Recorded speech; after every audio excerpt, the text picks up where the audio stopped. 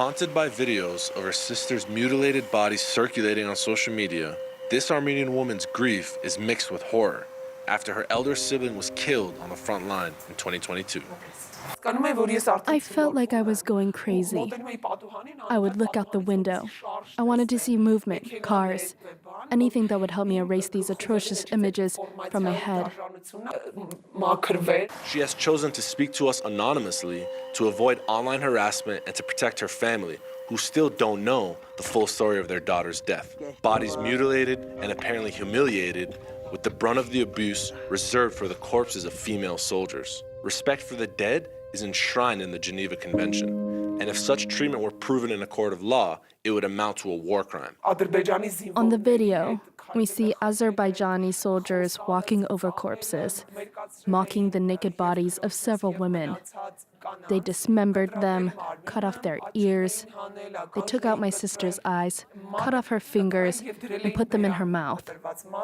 Her remains were without fingers, but they never sent them back to us.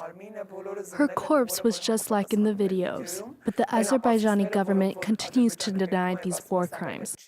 As the EU searches for alternatives to Russian gas in the wake of the war on Ukraine, it has brokered energy deals with Azerbaijan, an incentive, she suspects, for Europe to turn a blind eye to the abuse. No European nation says stop to Azerbaijan or imposes sanctions on their elites, their resources. The humanity of an entire nation is less valuable than gas. Haik Melikyan's body was also mutilated after his death on the battlefield in 2020. His aunt, Anahit, works with the Center for Truth and Justice, along with 30 other families. Together, they compile reports to be presented to international courts, such as the European Court of Human Rights, the International Court of Justice, and the Committee Against Torture. Could you send us this file with the text and everything? Okay, I'll send you this document. Her memories are what keep her going. I see these photos, and I remember every step. He was already on the front line at that time, and this photo was taken a day before his death. All that the family was able to recover from Haik's body was a femur. We spent 14 months examining the bones in morgues with other families, hoping that they belonged to our children. But the graves are still practically empty. We leave them open in case we manage to recover more body parts. We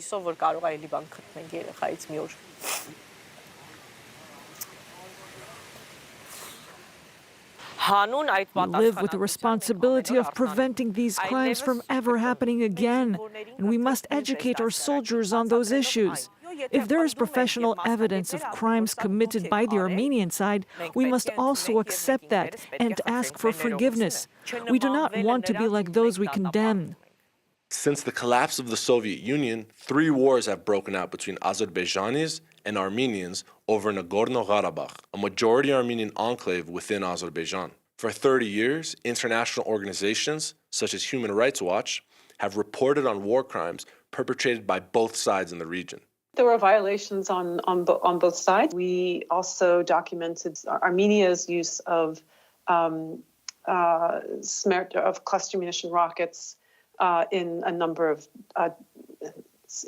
different places. There were instances of the abuse of POWs. Most of the cases that we documented were by the Azerbaijani side, although we are aware of allegations of abuse by Armenians of Azerbaijani POWs. In 2022, we documented killing of unarmed Armenian soldiers. It seemed quite clear that this was a war crime in the making. Released Armenian prisoners of war say the abuse doesn't stop at the front line. Mels was captured a month after the signing of the November 9th, 2020 ceasefire agreement and spent 10 months in a prison in Baku.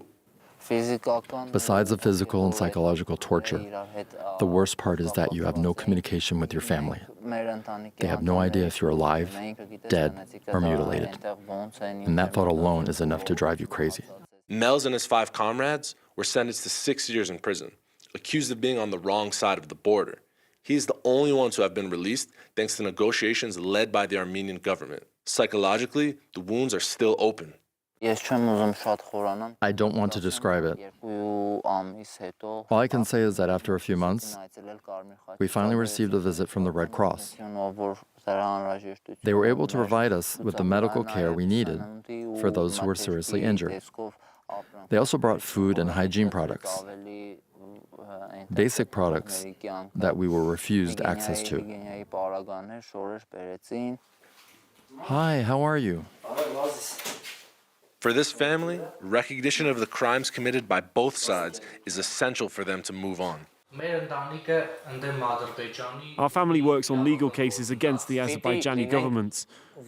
We must stop being enemies. We must become neighboring countries that function normally. We need a strong judicial system in Armenia and internationally. The road to justice will be long, especially as tensions between the two neighbors remain high.